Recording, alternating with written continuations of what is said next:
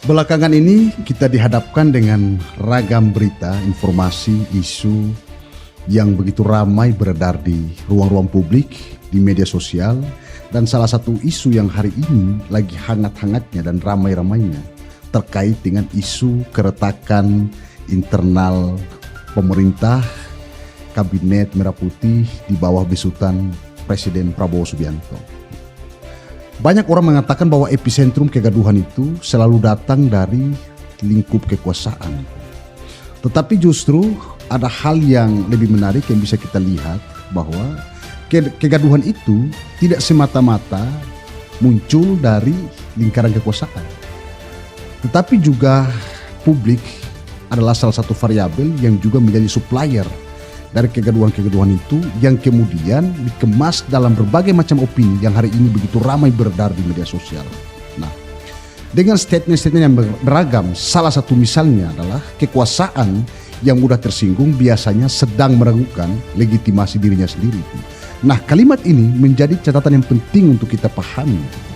Lalu kita coba untuk menguji, apa iya bahwa kekuasaan yang mudah tersinggung biasanya sedang meragukan legitimasi dirinya sendiri? Ayo mari kita buktikan. Kalau kita menilik berbagai macam fakta dan informasi yang beredar hari ini, rasanya kita tidak begitu apik untuk menuduh ataukah menjustifikasi bahwa keretakan pemerintahan hari ini adalah bagian daripada kecemasan pemerintahan sendiri terkait dengan keraguan yang muncul terhadap diri mereka sendiri, bahwa mereka telah kehilangan legitimasi. Tetapi malah kita bisa berpikir bahwa ini bagian daripada narasi publik yang sengaja dimainkan oleh para pengamat, oleh para netizen, oleh para pengguna media sosial, yang itu kemudian membuat jagat maya hari ini itu begitu ramai tentang isu keretakan internal Pak Presiden Prabowo. Ambil contoh misalnya, belakangan kita disuguhkan dengan berita terkait dengan keretakan antara Presiden Prabowo dengan Jokowi diakibatkan karena ada beberapa orang-orang yang dianggap sebagai titipan Jokowi kemudian diresafel oleh Prabowo. Misalnya seperti Budi Ari, Pak Hasan Nasbi gitu kan. Padahal kalau kita mau lihat sebetulnya di kesempatan yang lain Pak Hasan Nasbi pun menyatakan hal yang berbeda gitu, bahwa mereka tidak ada konflik apa-apa, tidak ada keretakan apa-apa, dan mereka tetap harmonis saja.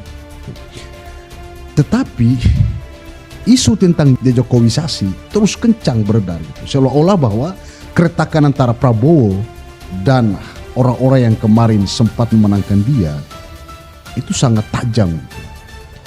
Bahkan ada hal yang lain yang terakhir itu, yang beredar yang cukup ramai, adalah statement Pak Prabowo dalam suatu statement dia ketika menyampaikan sambutan di retreat kemarin, bahwa awasi PKB di hadapan Caimin gitu.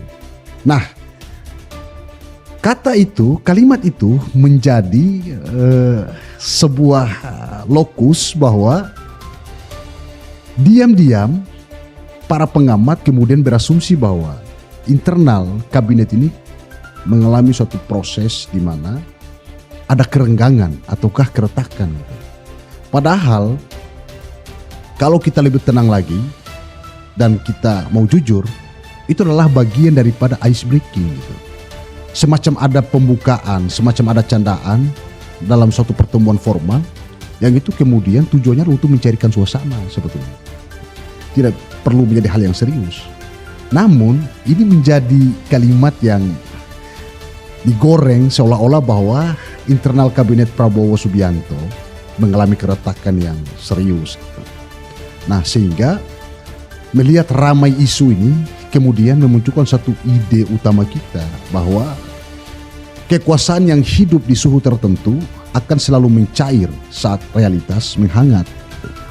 Nah, artinya bahwa kekuasaan yang berarti pengaruh seorang pemimpin pasti gitu selalu bersenyawa dengan perilaku orang lain, termasuk orang yang dipimpinnya gitu. Nah, sejauh ini kami lihat bahwa Prabowo masih enjoy aja gitu melihat situasi ini dan tidak ada hal yang serius.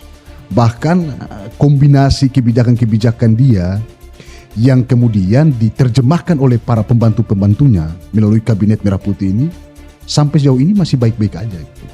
Tidak ada hal-hal kerenggangan ataukah keretakan yang serius yang kemudian beredar hari ini. Ya meskipun tanggapan dari beragam publik bahwa ada keretakan yang mulai terlihat, tetapi lagi-lagi dalam berbagai macam kesempatan simbolisasi visual yang dipertontonkan oleh seorang pemimpin, bahkan orang-orang yang dipimpinnya, sepertinya kelihatannya mereka baik-baik saja.